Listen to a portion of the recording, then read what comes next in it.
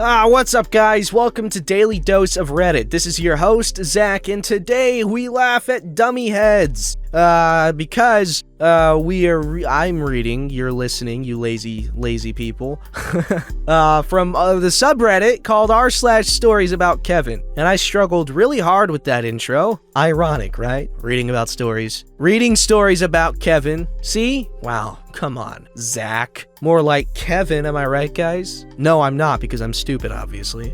Alright, this story's called, My Manager Tries to Win an Argument by Yelling, What about scabies? And that I know nothing about a subject because I'm book smart, but I don't know myself. This happened a couple years back, and I still will burst out laughing at the thought. Not sure if this is a Kevin moment or a Karen moment, I'll let y'all decide. This is a story about my current manager. We'll call him Donald, as he is a lot like a certain ex-president, but without the money, and that'll give you a good idea of what I'm working with.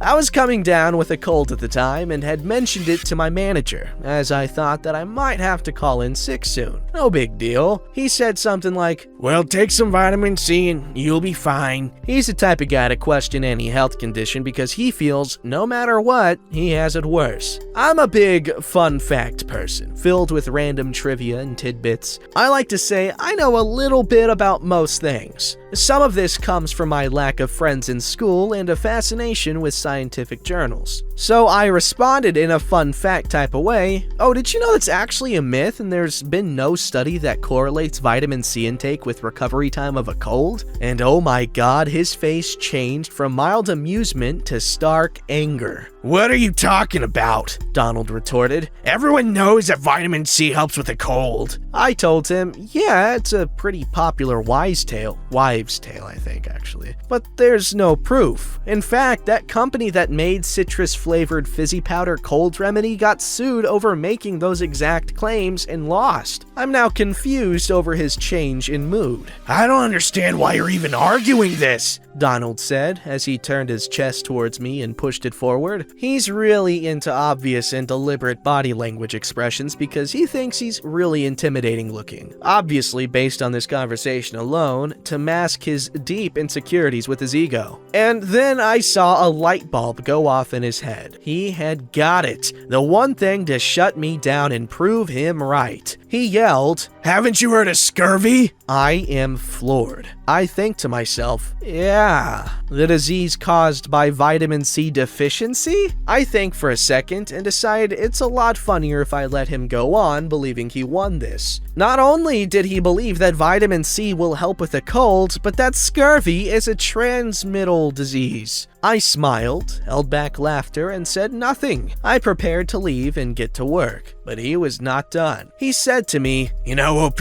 you're probably book smart, but you need to learn more about yourself. Now, in addition to having very few friends in school, I've also seen some stuff. I live with PTSD from the experiences. The recovery process from my experiences had forced me to grow up, and the mental illness I acquired and born with forced me to understand myself greater than others in order to properly manage my symptoms. I will not have someone who knows nothing about me say something like that, but I am a fun fact type of person to the bone. I turned around, walked up to his desk, leaned down into his face and said, I don't think you know me well enough to say that. And I smiled. It was just a fun fact after all. He was speechless. He stammered out a weak, oh, okay, well, while he did his best to avoid eye contact. I stayed a few more seconds to make sure he was done. After that, I went back to work and had a real good laugh. Now, whenever he is being a real jerk or tells me to do something a certain way that I know will have to be redone later the correct way, I just think of him yelling, what about scurvy? And then looking so smug with himself. Always forces me to laugh. Okay, cool story and everything, but where's the scabies? Huh?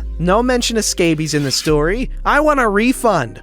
Alright, this story's called Kevin's escapades in espionage and enemas. Extra, extra large. Let me introduce you to my brother Kevin. Kevin is 26. I'm 19. And he has been wreaking havoc for at least 10 years now. Not quite sure where to begin, so I'll start with childhood. When I was very young, I remember Kevin being a teenager. When I was 9, he was really at his peak of being a teenager. Kevin intersected with Kyle quite often, complete with drinking Monster and backwards hats, though surprisingly never did punch any drywall. Kevin spent most of his time in high school skipping class, trying to surf on a lake — we live 2,000 miles inland in Iowa — and trying to start campfires in the backyard. He didn't really hit full idiocy until his summer between his first and second year of college. Kevin's first spectacular adventure was in a hotel downtown in my mid-sized city. Not exactly a good place for adventure, but Kevin does not have the logic skills to figure that out. He decided it would be a good idea to go there dressed as a spy. He was like 6 foot 8 inches tall and really thin at the time, so it kinda worked. He walked into the hotel lobby wearing a suit and tie and tried to convince random people he was a Russian diplomat who needed their help. Kevin predictably tried to fool the security guard into giving him a luxury hotel suite. It didn't work. Kevin's ass got arrested. Bit of an overreaction by the cop, to be honest, and my parents sent me — remember I was a young teen — to get Kevin out of jail. Charges were dropped. Okay, Kevin sounds like a cool dude. Next up was his marijuana phase, which was later that summer. He smoked a metric frick ton of weed — it's illegal here — and sat in the backyard listening to reggae music all summer. He's white. Fairly harmless, right? Wrong. Kevin, stoned out of his mind, bumbles into the house at 2 a.m. after falling asleep outside. As he climbs up the stairs, he falls backward and breaks both legs and a wrist. Does he stop there? Of course not. Instead of sitting still and yelling for help, he tries to drag himself upstairs, worsening the injury. The next summer, Kevin was considerably more malicious than before. He developed one especially shocking obsession that was giving random strangers enemas? Oh, what? He taped a freaking printed off porno of some Asian lady getting an enema to his wall and claimed it was his art, and screeched like hell when my dad tried to take it down. Okay, I don't want to be friends with this guy anymore. Soon, he was trying to hook up with girls who would let him give them an enema. This was a daily fixation. We spent most of the summer watching him type away about how he wanted to give — insert girl of the week — an enema. He also spent $500 of my dad's cash on raw honey to use in enemas. Honey? In an enema? What? In recent years, he hasn't gotten much smarter. He also tried out for a high school football freshman team. Not his school, he's 26. Sold my dad's class ring to a pawn shop to buy enema — video of the adult variety. We paid 7 times sale price to get his ring back. Oh my god. And melted down an expensive kitchen knife and made a dildo out of it. He bought a copy of every religious book — Bible, Quran, etc. — and pissed on it, okay, and put it on YouTube. He raged about being banned for weeks. He stuck a whole jar of Tabasco sauce up his own anus and had to go to the hospital. He bought 50 brooms and claimed they were enema rods. He tried to surf on a lake during a tornado warning and nearly got hit by lightning. He tried to fry an egg on a sidewalk in negative 10-degree weather. He claimed the egg would burn because Cold and hot are the same at the extreme. overall, a butthole obsessed with buttholes. He shows vile contempt and rage toward my dad every day. My mom has mostly escaped unharmed, but she has done this by ignoring Kevin, not by any magic. My parents still feel the need to retape his triple hell anal fisting poster in the main hallway every time he comes home so he doesn't know it has been moved. He goes crazy if someone moves his precious poster. Okay, he started off as kind of a cool, seemingly funny guy, but god, that got real weird real quick. Alright, this story's called Kevin's 6-month escapade that ruined the McDonald's I work at. I'm here to tell you a tale about the worst Kevin that I have ever had the displeasure of working with. As you know, McDonald's isn't known for the intelligent employees that run the store, but this Kevin wasn't even the bottom of the barrel. More like the gross molding dirt under the barrel. He recently got fired a week ago, and I wanted to commemorate his legacy by sharing with you all the awful and downright stupid things that he did. Now, when you think of fast food, you probably think that the employees have to be fast. Well, you'll be partially right. You need to be fast at making the food, but you don't want to run around and flail about. This Kevin decided on his first day to run around like a mad lad, bumping into everyone and pissing them off, and he always wondered why people didn't like him. He thought because of my age that I was only working there for about 1 month, when I told him that I was working there for over a year. And even after I told him that, he still would explain how everything in the store would function, even though I operated everything he explained. He was our maintenance man for the store, so he was tasked with fixing everything. But he would run off when he was in the middle of another job, and the manager would get mad at him for keeping our times down. He was openly sexist, making jokes like calling to girls that he worked with,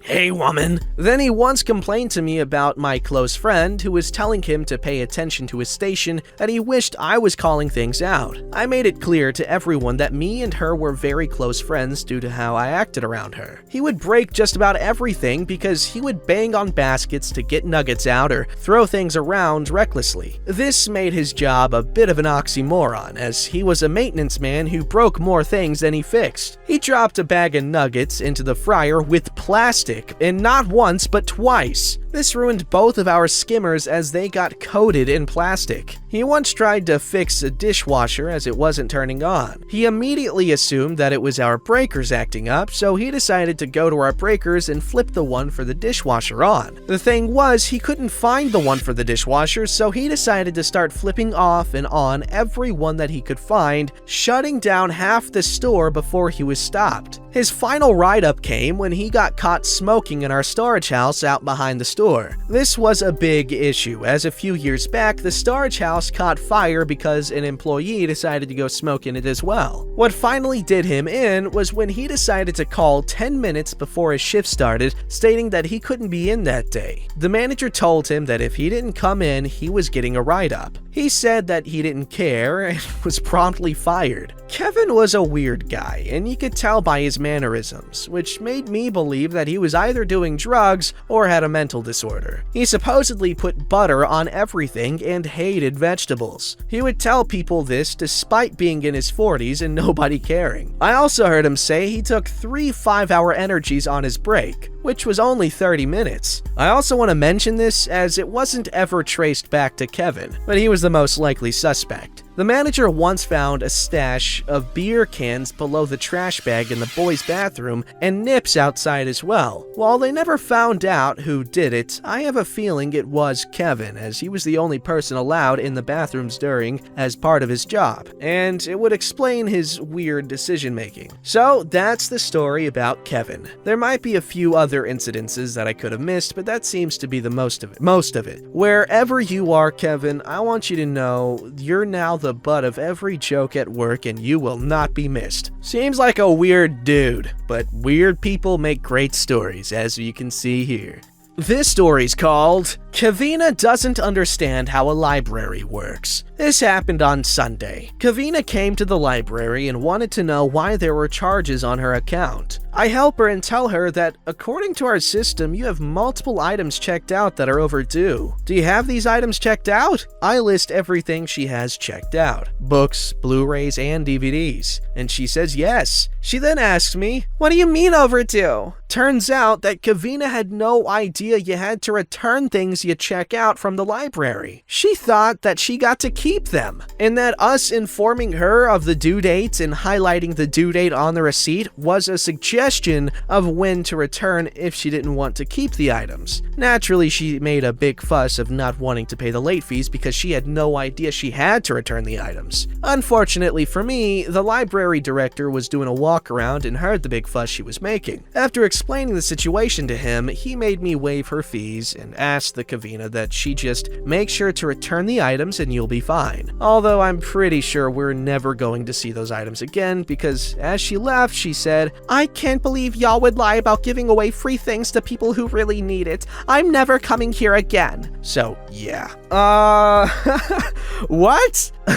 First of all, library director, cool guy, very, very nice, but man, I feel bad for libraries.